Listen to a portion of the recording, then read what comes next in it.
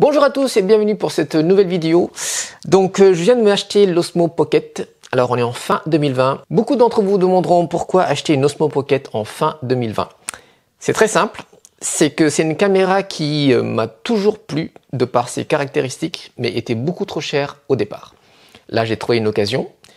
À 150 € sur Amazon, évidemment c'est pas du neuf, c'est du reconditionné, mais sur Amazon il y a la garantie qui joue, donc moi ça me rassure plus que sur le Bon Coin par exemple.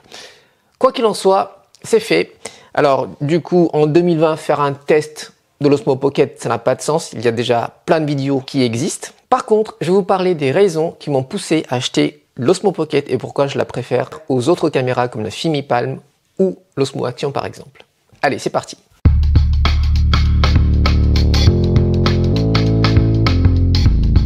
Je vais vous lister un peu tous les points qui m'ont poussé à acheter l'Osmo Pocket. Le premier point, bien sûr, c'est le prix. Et pour 150 €, du coup, je pourrais la comparer à la FiMi-Palm et voir en quoi elle est meilleure ou pas. Aujourd'hui, je vois pas mal de polémiques par rapport à l'Osmo Pocket 1, où beaucoup de gens se sont plaints parce que le cadrage était trop serré. Eh ben, moi, personnellement, j'aime beaucoup justement ce cadrage serré, donc le 80 degrés. Ça donne un rendu 26 mm en full frame et du coup, ça donne un petit côté réflexe que j'aime bien. Alors que si je prenais le FiMi-Palm par exemple avec un grand angle ultra grand et l'Osmo Action par exemple, et ben du coup toutes ces caméras, et même le GoPro aussi, toutes ces caméras ils ont un grand angle et du coup ça donne un rendu caméra d'action que je ne cherche pas forcément puisque je ne filme pas du sport, je ne filme pas l'action. L'Osmo Pocket me donne le rendu que je cherche, beaucoup plus serré sur les visages ou sur mes sujets et ça apporte une dimension tout autre que je pourrais avoir avec le FiMi-Palm ou les caméras d'action. Je vous fais une petite démonstration en vidéo.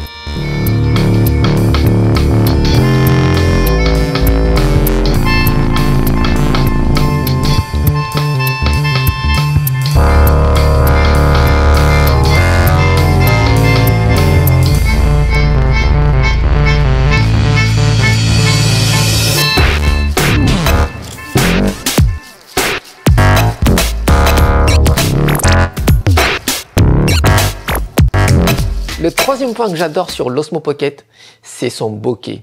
Alors, allez me faire un bokeh avec le FiMi-Palm, vous verrez, vous ne pourrez jamais l'avoir. L'Osmo Pocket, donc avec son ouverture à f2, arrive à produire un petit bokeh. Alors évidemment, ce n'est pas comparable à un vrai réflexe, mais quand même pour une caméra portable de tous les jours, je trouve que c'est pas mal, ça donne un rendu quand même assez valorisant. J'aime beaucoup cet effet bokeh. Le quatrième point sur lequel l'Osmo gère bien, c'est le mode auto. Alors, je vous ai déjà parlé avec la FiMi-Palm. Pour obtenir la meilleure qualité sur la FiMi-Palm, il faut vous mettre en mode manuel et il ne faut pas dépasser l'ISO 400. C'est bien, sauf que pour utiliser du coup la FiMi-Palm, il faut être un technicien en fait. Il faut bien savoir gérer l'obturateur et l'ISO pour obtenir un rendu optimal. C'est ce qui est bien avec l'Osmo Pocket, c'est qu'il y a un mode auto qui est super. C'est hyper pratique parce que j'ai pas besoin de la configurer tout le temps par toute lumière. Exemple, la FiMi-Palm, je suis en train de filmer ma fille dans le jardin, elle court, elle rentre à l'intérieur de la maison, hop, tout s'assombrit. Et ben voilà, il va falloir tout refaire au niveau configuration. Tandis que l'Osmo Pocket, il n'y a plus besoin de ce genre de réglage. L'autre point que j'aime beaucoup avec l'Osmo Pocket, c'est sa capacité à filmer en basse luminosité. Alors, la FiMi-Palm, j'ai jamais réellement fait un test sur la basse luminosité, même si on voit tout de suite, elle ne gère pas très bien le bruit électronique, elle ne gère pas vraiment la basse luminosité, vraiment. Filmer de nuit ou en intérieur, je n'ai même pas besoin de régler ça en manuel, je me laisse tout en mode auto et ça me procure déjà une image tout à fait convenable. Le sixième point est pas le moindre, alors je l'utilise pas tant que ça, mais c'est quand même pratique quand il faut l'utiliser, c'est le mode ralenti. Alors l'Osmo Pocket filme à 120 images par seconde en Full HD et 60 images par seconde en 4K. Là où le FiMi-Palm est restreint à filmer en 30 images en 4K et je crois que ça fait du 240 ou 120 images aussi en Full HD ou en 720p. Enfin, je me souviens plus. En tout cas, le ralenti du FiMi-Palm est complètement inutilisable. L'autre point que j'accorde aussi à l'Osmo Action, c'est son rendu qui est plutôt naturel de l'image. Vous remarquerez sur les caméras d'action, globalement, sur les bordures, ça donne un côté hyper artificiel, hyper détaillé.